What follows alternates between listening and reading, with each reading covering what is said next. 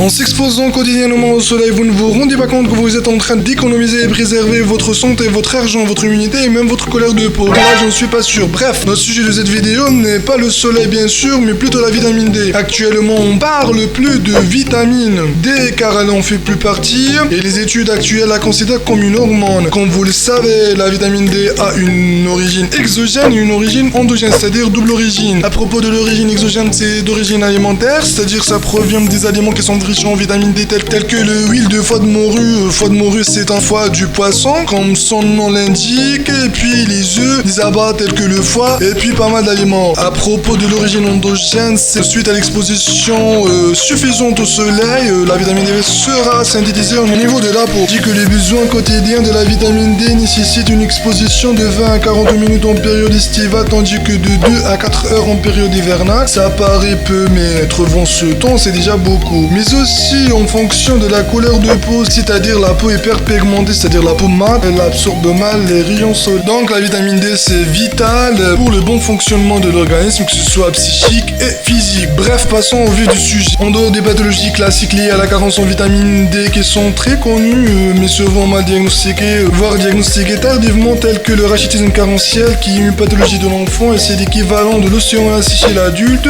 et enfin l'ostéoporose surtout chez les sujets âgés. La carence en vitamine D est responsable également à d'autres pathologies. En vrai, ce ne sont pas des vraies pathologies, ce sont des signes, voire des symptômes qui sont généralement trop importants et sérieux, mais souvent mal étiquetés, et on passe à côté du diagnostic étiologique. Mais avant de voir ces signes, il faut savoir que le rôle de la vitamine D est bien évidemment absorption digestive du Ca2+, c'est-à-dire du calcium, et du phosphore, et la minéralisation du squelette osseux, c'est-à-dire la fixation du calcium au niveau de l'os. Les symptômes de la carence en vitamine D sont multiples et variés et extrêmement sérieux. On commence par l'asthénie sans explication, mais d'abord il faut éliminer d'autres causes. Elle est souvent matinale qui dégraisse progressivement au cours de la journée. Elle peut aussi être intellectuelle, la myasthénie ou la faiblesse musculaire, les douleurs osseuses, les angines à répétition en raison de la baisse de l'immunité, des troubles digestifs, anxiété, voire un syndrome dépressif, l'alopécie ou la chute des cheveux, une augmentation du risque de choper un cancer, car la carence en vitamine D